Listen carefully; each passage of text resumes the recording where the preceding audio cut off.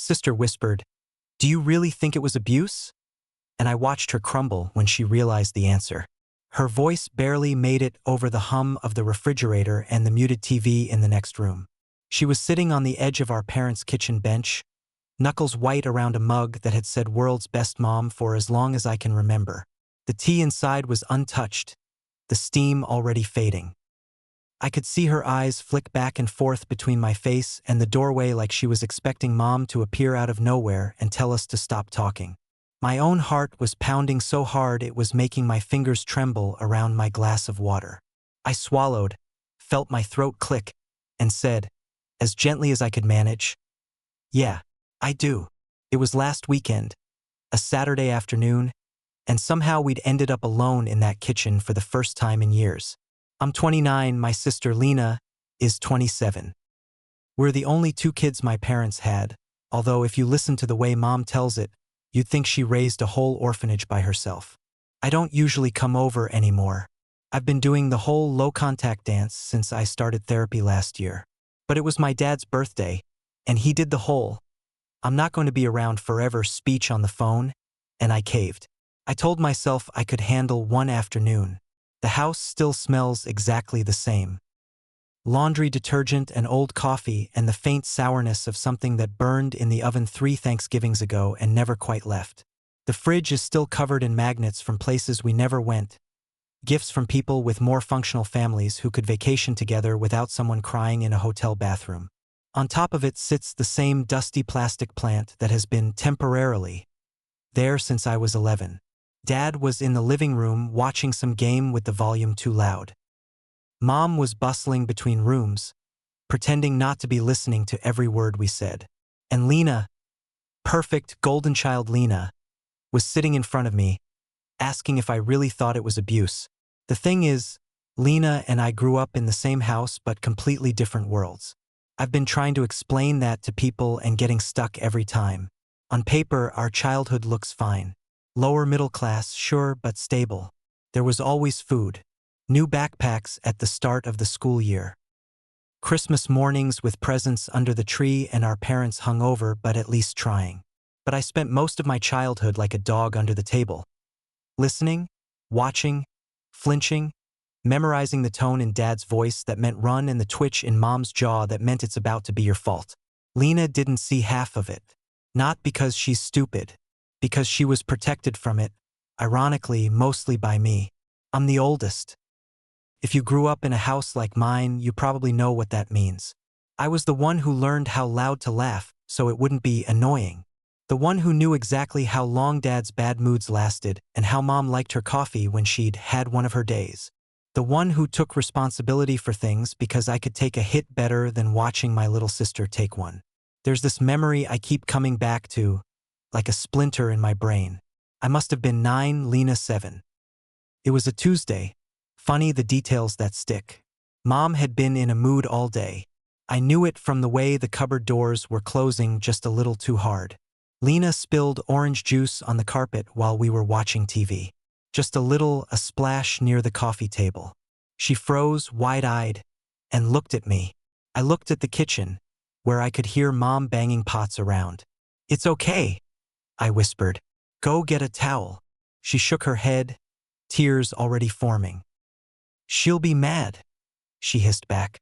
Something inside me just switched. I grabbed the glass, tilted it, and dumped the rest of the juice onto the carpet. The spreading stain looked horrible neon against the beige. Mom stormed in, saw it, and went ballistic. Screaming, swearing, the whole script. "What is wrong with you?" she shouted, jabbing a finger at my face. "Can you not go one day without ruining something?" "I did it," I said. "It was me." She slapped me. It wasn't the hardest she'd ever hit me, but my cheek burned, and I tasted metal. Lena sobbed from the hallway. Mom pointed at her. "Look what you're making your sister feel," she said. "You're upsetting her with your behavior." That's the part that really stuck, honestly. Not the slap. The way she made my pain my fault, and then my sister's tears also my fault. Double failure. Fast forward 20 years. I'm in therapy finally. It took a full-on panic episode at work to get me there. Me hiding in a bathroom stall clutching my chest because my boss had said, "We need to talk later," in a flat tone. Turned out she just wanted to give me positive feedback. I still spent the day certain I was about to be fired. Dr. Patel, my therapist, asked me once to describe my childhood home as if I were writing instructions for an actor walking into the scene. I told her about the smells and the sounds and where everyone sits at the dinner table. I told her how I always chose the chair closest to the doorway because it made me feel like I could escape faster. "Did you feel safe at home?" she asked. It was such a simple question. I actually laughed because my brain tried to give two answers at once. "Well, I mean, nobody died," I said. "We had food. There weren't, strangers coming in. The doors locked. So in that sense, sure. But also I never knew what kind of mood everyone was in. I was always trying to predict it, to stop things before they got bad." "Sounds like you were in hypervigilance a lot," she said. "That's not how kids are supposed to feel at home." "Does that count as abuse, though?" I asked, half hoping she'd say no so I could keep my old story intact. Like, they weren't monsters. They worked. They did their best. She tilted her head. "Why does the label matter so much?" "Because if I call it abuse, then I feel ungrateful," I blurted out. "Like I'm accusing them, betraying them." She sat with that for a second. "What if it's possible that they loved you, and they hurt you, and what you experienced was abusive?" That sentence lodged in my chest like a rock. I've been turning it over ever since. I didn't jump on the word at first. I eased into it sideways. Started by saying things like, "They weren't very kind," and "They yelled a lot," and "They hit us." Eventually, us became me because the more I talked, the more I realized how differently Lena and I had it. She was always the sensitive one, which in our house meant we all tiptoed around her feelings, while mine were treated as a nuisance. When she got a B, Mom hugged her and said, "You tried your best. That's what matters." When I got in a dash, Dad raised an eyebrow and said, "What happened to the plus?" She never got hit in front of me. Maybe it happened when I wasn't there. I don't know. I just know that when things spiraled, Mom's hands always found me first. There was this unspoken agreement, mine and my parents, that I could take it, that I was stronger. Cut to last weekend.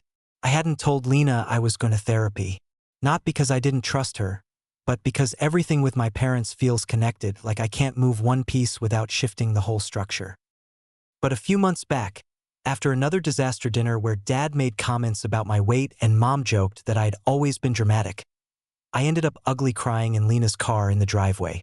She did what she's always done. Patted my shoulder awkwardly and said, "You know how they are." And I said, "Yeah, that's the problem." She didn't get it then. She changed the subject. But something must have stuck, because when the birthday invitation came around and I hesitated, she texted me, "You coming?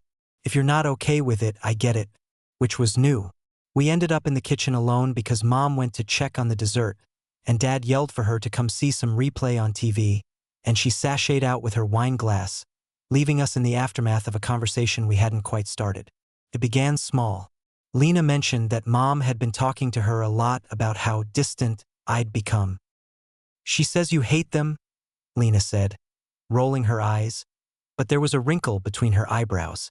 "I don't hate them," I said. The reflex came quickly, like I was protecting their reputation even in their own house. "I just can't keep doing the same thing."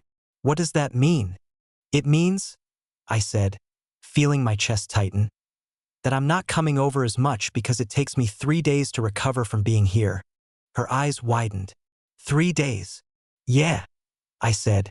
My anxiety spikes. I replay every conversation in my head, wondering if I said something wrong.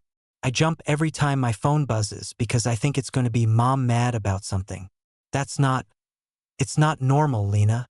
She took a sip of her tea, pulled a face when she realized it had gone cold, and set the mug down. "Everyone's family is stressful," she said.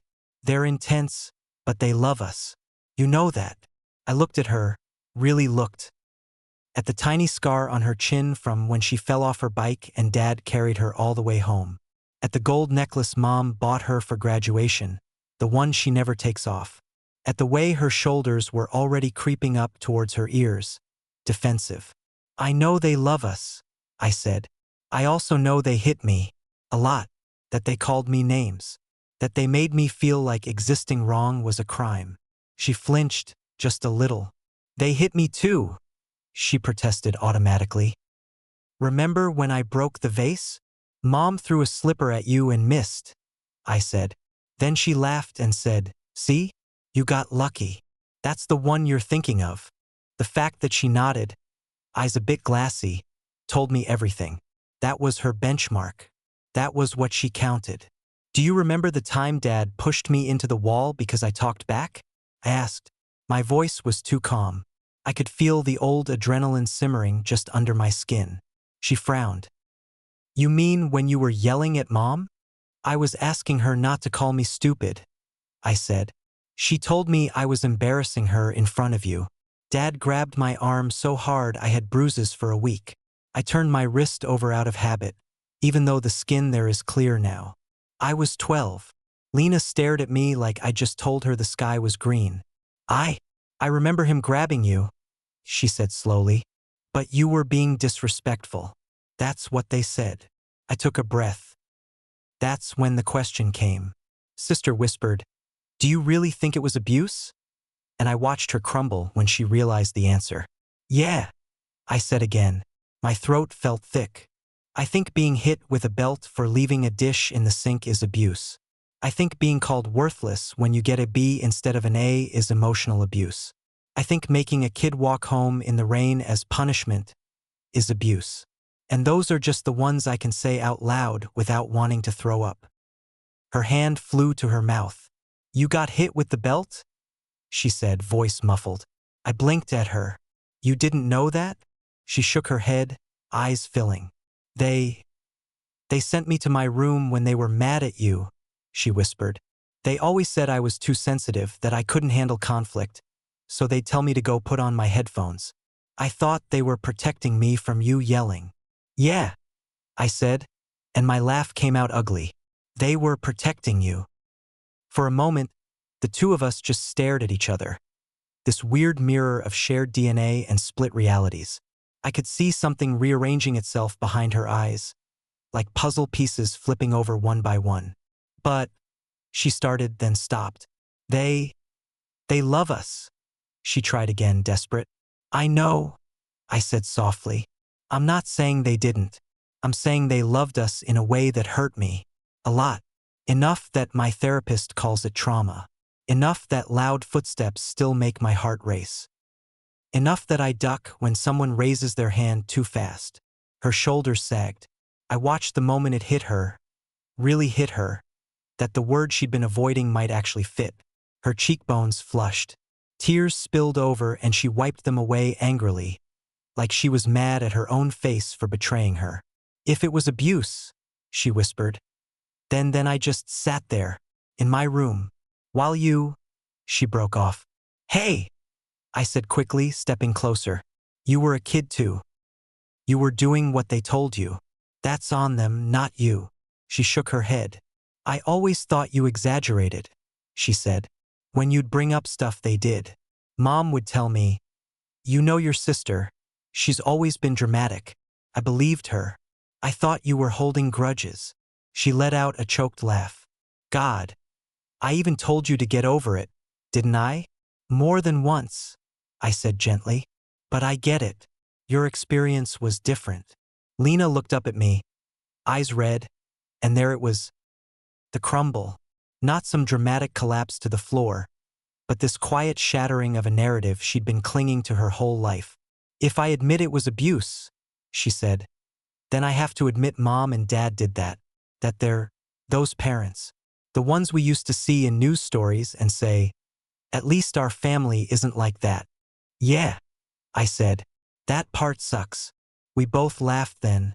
This hollow, surprised little sound that immediately turned watery. Out in the living room, Dad shouted at the TV. Mom laughed too loudly at something. The house went on, pretending nothing was happening. Inside the kitchen, something massive had shifted. We talked for a long time after that. Longer than we've talked about anything real ever, I think. Little memories came up like bubbles in a pot that's finally started boiling. Do you remember when Mom locked you outside? I asked. In the snow? She said, eyes widening. Oh my God. I thought that was a dream. You were in your socks, I said. You were 8. You talked back, I think. She wrapped her arms around herself, even though the kitchen was warm. You opened the door for me, she said. And she screamed at you for undermining her. How long do you think she would have kept you out there if I hadn't? I asked. She didn't answer. She didn't have to. We went back and forth like that, trading puzzle pieces. Some things she remembered that I'd blocked out. Some things I remembered that she'd been shielded from. Every time, she'd look at me like she was checking if I was making it up. I could see her mentally scrolling through all the times Mom had rolled her eyes and said, "She likes to rewrite history." At one point, Lena put her head in her hands and groaned. I feel like I'm going to throw up, she said. Welcome to my last year in therapy, I said softly. Do you hate them? She asked after a while, voice small. I stared at the tile countertop. There was a chip in it that I'd carved with a fork when I was 13, just to see if anyone noticed. They never did. No, I said. I don't think I do. I'm angry, yeah. I'm grieving. I'm sad, actually, that this is what we got. But I don't hate them. I just can't pretend anymore. I can't keep calling it strict parenting and tough love when my whole body reacts like it's under attack. She nodded slowly, chewing her lip. What are you going to do? I'm already doing it, I said. Less contact. Clear boundaries. I'm not staying in this house if they start yelling. I'm not sitting through them calling me ungrateful. If they want a relationship with me now, it has to be on different terms. And if they don't want that, then I guess I'll have a smaller family, I said. But a healthier nervous system. That made her laugh, a real one this time. We never got to finish the conversation properly. Mom breezed back in with a bowl of potato salad and her, "What are you two whispering about?" voice, and the bubble popped. Lena swiped at her face and said, "Nothing. So fast you'd think we'd been plotting a murder." But when we went to the dining room, she didn't take her usual seat next to Mom. She sat next to me instead. Her knee bumped mine under the table. It felt like a deliberate little anchor. Later, when Dad made some joke about me wasting money on therapy, Lena didn't laugh. She said very clearly, "Therapy is helping her. You don't get to mock that." The whole table went quiet. Mom's eyes flicked between us, confused, like someone had rearranged the furniture in her favorite room. I drove home with my head buzzing. Part of me felt raw, exposed, like I just handed my sister a live wire and hoped she didn't drop it. Part of me felt lighter, actually, like I wasn't the only one carrying the family's dirty laundry around. That night, Lena texted me. I Googled emotional abuse for like 3 hours.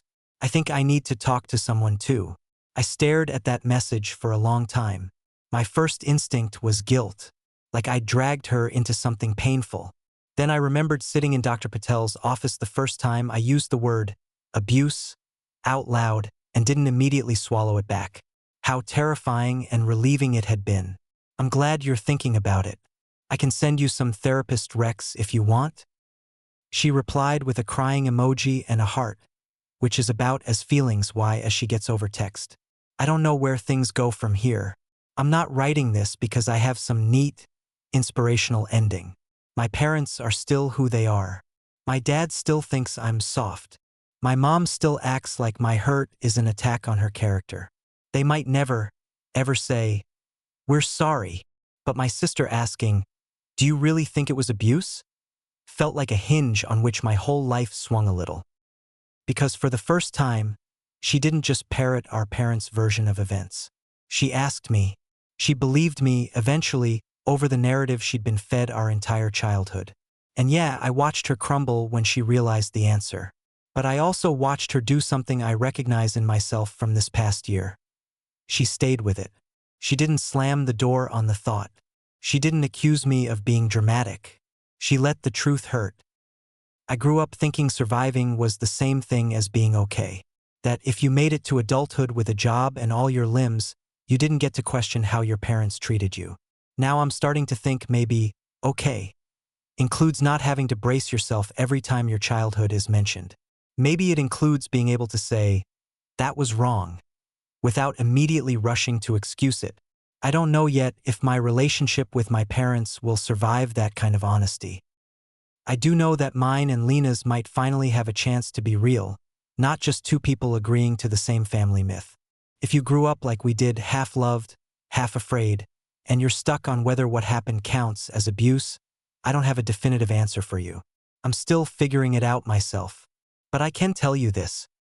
When I finally stopped arguing with my own memories, when I stopped trying to downgrade what happened so my parents wouldn't look bad, my body got a little quieter. My shoulders dropped half an inch. I slept through the night more often. I laughed without immediately scanning the room to see if it was okay. And sitting in that kitchen, watching my sister's world tilt as she whispered, "Do you really think it was abuse?" It hit me that telling the truth about what happened doesn't just free me. It might be the first honest thing anyone in our family has done in a long time.